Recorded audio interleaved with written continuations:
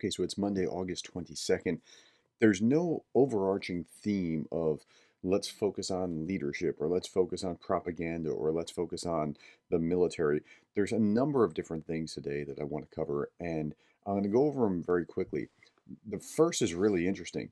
The Institute for the Study of War was talking about how the Russian occupation officials in Zaporizhia Oblast have obliquely declared the region's independence. Now, they're talking about having referendums in Donetsk and Luhansk and maybe somewhere else, right? But in Zaporizhia, what they've done is they've said, if Ukrainians come in here, they're coming in as asylum seekers, and therefore we're a separate state, and they can come in here and have protection under, Russian citizenship kind of laws. And so it's a backdoor way of essentially creating its own little state or territory of Russia. I'm not sure how that's going to play out, but that's what's going on there. There's also fighting in the east that's been going on, but it's the same thing. Very little gain, a lot of slaughter. Okay, so it's been a question for some time how many Ukrainian soldiers have been killed in this conflict. And according to the Kiev administration, nearly 9,000 Ukrainian soldiers have been killed since the beginning of the invasion, which is actually really low compared to the Russian numbers. And I'm not talking about even Ukraine's projection of Russian numbers. I'm talking about um, the United States and the British estimate of Russian numbers.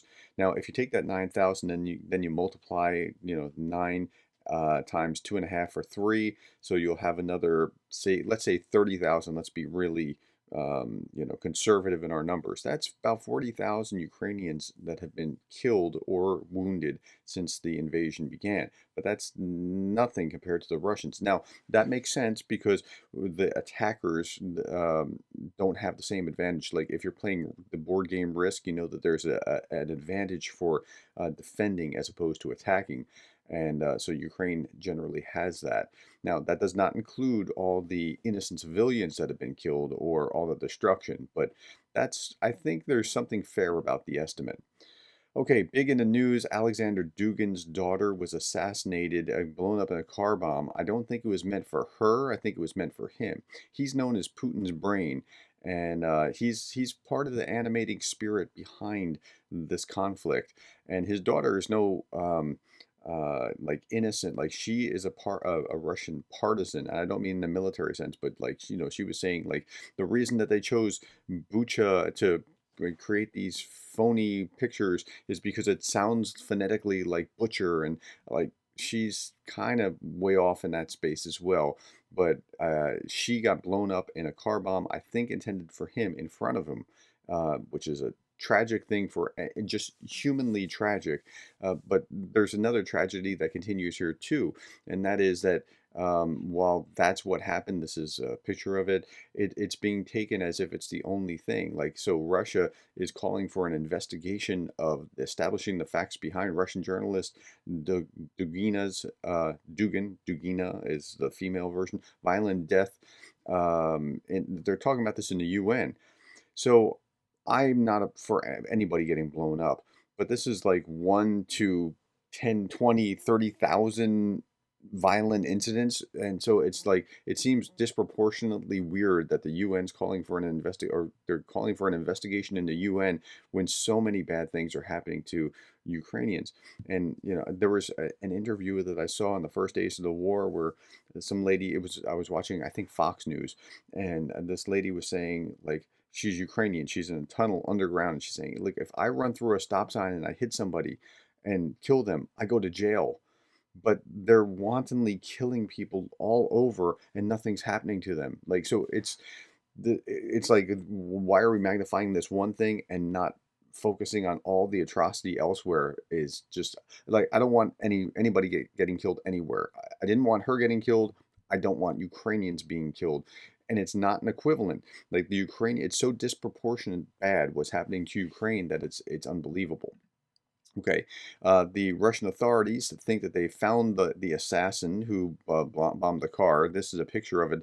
Now, I'm suspect of this because so quickly, and that you came up with someone and they just happened to be a Ukrainian national who they happened to claim was some kind of partisan. The FSB murder of journalist Daria Dugina was solved. According to the department, the crime was committed by Ukrainian Special Services. Natalia Volyuk, who was the assassin, disappeared and into Estonia, and she apparently is being accused of being Azov or something. Vladimir Putin's presented his condolences, said a vile, cruel crime cut short the life of Daria Dugina, a bright, talented person with a real Russian heart, a kind, loving, sympathetic, open one, journalist, scientist, philosopher, war correspondent. She honestly served the fatherland and proved that by deed what it meant to be a patriot of Russia. Well, okay. I mean, I get how he could have that perspective. Now, what's about to happen is really what's in question, and this is where we really need to focus our attention now, because it's a 22nd. So 23rd, 24th is going to be the Independence Day in Ukraine, and then there's the State Duma of the Russian Federation will gather for an extraordinary council on August 25th, and the leaders of the factions will meet. This is Pravda, by the way, so that's where I'm getting this particular content. The leaders of the factions will meet again together with the chairman in approximately about 1500 hours. We will convene the Council of the Duma, at which our tough statement will be adopted.